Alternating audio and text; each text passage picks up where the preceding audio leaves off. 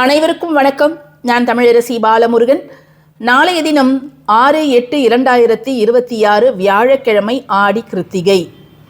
மற்ற மாதங்களில் வரக்கூடிய கிருத்திகையை நாம் தவறவிட்டிருந்தாலும் நாளைய தினம் வரக்கூடிய ஆடி கிருத்திகையை நம்ம யாருமே தவறவிடக்கூடாது. அது மட்டும் இல்லாமல் இந்த வருட கிருத்திகை 2 நாட்களில் வருது. நாளை 6ஆம் தேதி மாலை 6:15 மணிக்கு ஆரம்பித்து அடுத்த நாள் 7ஆம் தேதி வெள்ளிக்கிழமை மாலை 4:50 மணி வரைக்கும் இந்த கிருத்திகை திதியானது இருக்கின்றது. ஸோ நாளைக்கு இரவு நீங்கள் வழிபாடு செய்யணும்னு நினைக்கிறீங்க அப்படின்னாலும் நீங்கள் செய்யலாம். ஏன்னா கிருத்திகை வழிபாடு நிறைய பேர் இரவு நேரத்தில், அதாவது இரவு நேரம்னா மாலை 6 மணிக்கு கூட செய்வாங்க. சில பேர் மதியம் இலை போட்டு வடை பாயாசம், முழு சாதம், சாம்பார், பொரியல், கூட்டு இதெல்லாம் செஞ்சு முருகனுக்கு படையல் போடுவாங்க. ஸோ உங்களுடைய சௌகரியம் எப்படியோ அதற்கு தகுந்தது போல் நாளை மாலை 6 மணிக்கோ அல்லது அடுத்த நாள் வெள்ளிக்கிழமை நீங்கள் மதியம் கூட முருகனுக்கு படையல் போடலாம். எதுவுமே என்னால் செய்ய முடியாதுங்க அப்படிங்கிறவங்க வெத்தலைப்பாக்கு பழம், 1 டம்ளர் பால் அல்லது காஞ்ச திராட்சை கற்கண்டு இதில் ஏதாவது ஒன்று நெய்வேத்தியமாக வைத்து முருக கடவுளை ஒரு வெற்றிலை தீபத்தோடு நீங்கள் வழிபாடு செய்யுங்க. நிச்சயமாக நீங்கள் வேண்டியதோட பலன் கிடைக்கும். நாளைய தினம் நாம் வாங்க வேண்டிய சில முக்கியமான பொருட்களை ஃபஸ்ட்டு நம்ம பார்த்துடலாம். முதல் நாம் வாங்க வேண்டிய பொருள் என்ன அப்படின்னு பார்த்தீங்கன்னா செவ்வரளி. இந்த செவ்வரளி நீங்கள் இன்றைக்கே நீங்கள் வாங்கி வச்சாலும் பரவாயில்ல, அல்லது நாளைக்கு நீங்கள் வாங்கினாலும் பரவாயில்ல. முருகனுடைய படத்திற்கோ சிலைக்கோ நீங்கள் இந்த செவ்வரளி மலர்களால் அலங்காரம் பண்ணுங்க. யாரெல்லாம் வீட்டில் முருகனுடைய சிலை கட்டை விரல் அளவுக்கோ அல்லது வேல் கட்டை விரல் அளவுக்கோ வச்சுருக்கீங்களோ அவங்கெல்லாம் அவசியம் அதற்கு அபிஷேகம் அப்படிங்கிறத பண்ணுங்க.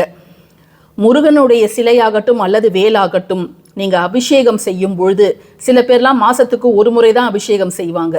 அவங்கெல்லாம் குறைந்தபட்சம் 6 பொருட்களை வைத்து அந்த முருகனுக்கும் வேலுக்கும் அபிஷேகம் செய்யணும்.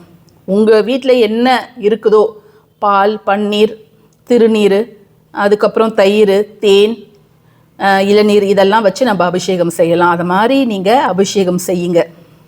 இந்த செவ்வரளி மலர்கள் அப்படிங்கிறது செவ்வாய் கிரகத்துக்கு ரொம்ப உரியது. அதனால் நம்ம இந்த பூக்கள் நாளைக்கு உங்களுக்கு கிடைச்சிதுன்னா அல்லது இன்றைக்கி நீங்கள் எங்கேயாவது பார்த்தீங்கன்னா தயவு செஞ்சு வாங்கி வச்சுடுங்க. அடுத்தது குரு பகவானுக்கு உரிய இந்த மஞ்சள் நிறத்திலான மஞ்சளை நாம் வாங்குவது அப்படிங்கிறது நல்லது. அது குண்டு மஞ்சளாக இருந்தாலும் சரி அல்லது விரலி மஞ்சளாக இருந்தாலும் சரி, ஏதாவது ஒரு மஞ்சள் ஒரு 50 கிராம் வாங்கி உங்கள் பூஜை அறையில் நீங்கள் வையுங்க. இந்த மஞ்சளை பயன்படுத்தி நாம் ஒரு விசேஷ வழிபாடும் ஒன்றும் செய்ய போகிறோம். அதை ஏற்கனவே நான் பதிவாக போட்டிருக்கிறேன். நம்ம குடும்பத்தில் தடைப்பட்ட சுப நிகழ்ச்சிகள் நடக்கணும், அது திருமணமாக இருந்தாலும் சரி, குழந்தை பேராக இருந்தாலும் சரி, அல்லது நல்ல வேலை கிடைக்கிறது, வெளிநாட்டுக்கு போகிறது, எதுவாக இருந்தாலும் சரி, இந்த மங்களமான பொருளை நாம் கோவிலுக்கு வாங்கி கொடுப்பதும் நல்லது, நம்ம வீட்டுக்கு வரக்கூடிய சுமங்கலிக்கு கொடுப்பதும் நல்லது, நம்ம வீட்டில் வைத்து பூஜை செய்து நாமே பயன்படுத்தி கொள்வதும் நல்லது. அடுத்த பொருள் என்ன அப்படின்னு பார்த்தீங்கன்னா அவல். இந்த வெள்ளை நிற அவல் தான் நான் நாளைக்கு வாங்க போகிறேன். ஏன்னா அவல் அப்படிங்கிறது யாருக்கு உரியது பார்த்தீங்கன்னா குபேரருக்கு உரியது. அவருக்கு அவல் ரொம்ப ரொம்ப பிடிக்குமா. சில பேர் நக்கலாக கேள்வி கேட்பாங்க, உங்ககிட்ட அவர் சொன்னாரா அப்படின்னு கேட்பாங்க.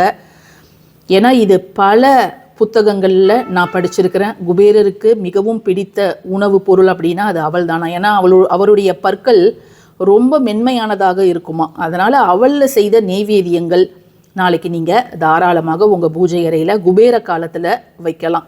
அது ஜஸ்ட் நீங்கள் அவலை, பால், நாட்டு சர்க்கரை, ஏலக்காய் பொடி இதை மட்டும் போட்டு நீங்கள் வச்சாலே போதும். சுவை தேவாமிர்தமாக இருக்குங்க. நாளைய தினம் வியாழக்கிழமை குபேரருக்கு உரிய நாள்.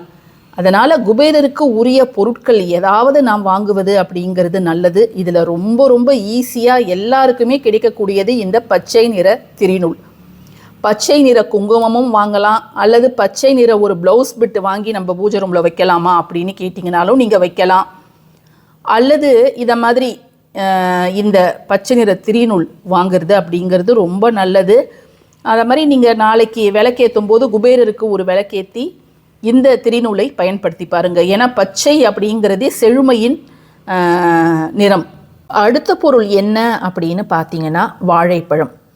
என்னங்க நம்ம ஒரு விசேஷ நாள்னா வெத்தலை பாக்கு பழம் வாங்க மாட்டோமா? இதை என்ன நீங்கள் ஸ்பெஷலாக காமிக்கிறீங்க? அதிலும் நாளைக்கு கிருத்திகை முருகனுக்கு உரிய நாள். ஸோ முருகனுக்கு பிடித்த தேன் வாங்கணும், தினை மாவு வாங்கணும் அப்படின்னு தானேங்க நீங்கள் சொல்லணும். நீங்கள் என்ன சாதாரணமாக இந்த வாழைப்பழத்தை காமிக்கிறீங்க அப்படின்னு நீங்கள் யோசிக்கலாங்க. நம்முடைய சேனலில் எளிய மக்களும் செய்து பயன்பெறக்கூடிய வகையில் தான் நம்ம சொல்லுவோம்.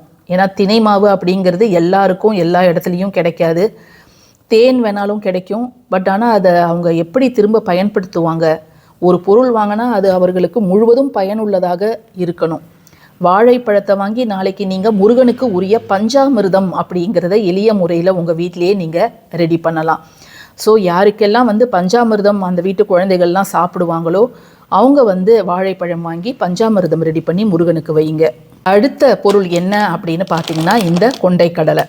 குரு பகவானுக்கு உரியது இந்த கொண்டைக்கடலை. ஸோ இந்த கொண்டைக்கடலையை வாங்கி நீங்கள் நாளைக்கு வேக வைத்தும் உங்கள் பூஜை அறையில் வைக்கலாம். அப்படி இல்லைன்னா ஜஸ்ட்டு இதை நீங்கள் வச்சுட்டு அடுத்த வியாழக்கிழமை கூட இதை நீங்கள் நெய்வேத்தியமாக செய்து குரு பகவானுக்கு வச்சுட்டு உங்களுடைய பசங்களுக்கு, படிக்கக்கூடிய பசங்களுக்கு இதை நீங்கள் தரலாம்.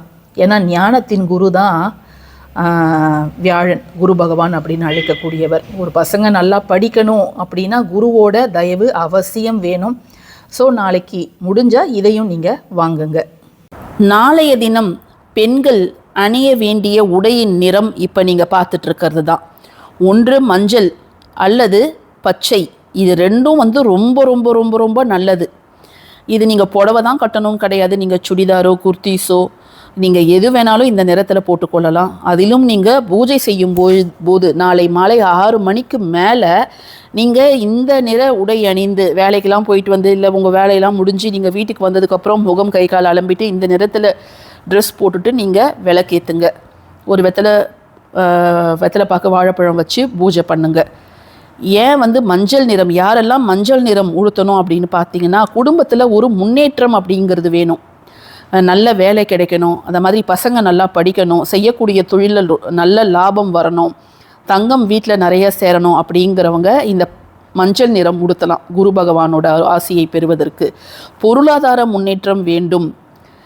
நிதிகள், அந்த நவநிதிகள்னு சொல்லுவாங்க. குபேரர் அந்த நவநிதிகளுக்கு தான் அதிபதி. ஸோ குபேரருடைய அருள் வேணும் அப்படின்னு நினைக்கிறவங்க பச்சை நிற உடை உடுத்தலாம். இன்னும் இதை ரெண்டும் சேர்ந்த மாதிரி சில புடவைகள், பச்சை கலரில் மஞ்சள் பார்டர் அல்லது மஞ்சள் கலர் புடவை அதில் பச்சை பார்டர்லாம் இருக்கும், அதெல்லாம் நீங்கள் உடுத்துனீங்கன்னா ரொம்ப நல்லது. குடும்பம் அதிரடியாக முன்னேற்றத்தை அடையும். ஸோ இந்த பதிவு உங்களுக்கு பயனுள்ள பதிவாக இருக்கும்னு நான் நினைக்கிறேன். நாளைக்கு வாங்க வேண்டிய பொருட்களும் பார்த்துருக்குறோம், நாளைக்கு உடுத்த வேண்டிய உடையின் நிறத்தையும் நம்ம பார்த்துருக்குறோம். ஸோ இந்த பதிவு பிடிச்சிருந்ததுன்னா கட்டாயமாக லைக் பண்ணுங்கள், ஷேர் பண்ணுங்கள், நம்ம சேனலுக்கு சப்ஸ்கிரைப் பண்ணுங்கள்.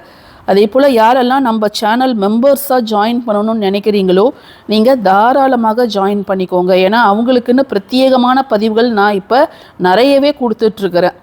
ஸோ தேங்க்யூ ஃபார் வாட்சிங் திஸ் வீடியோ. நன்றி.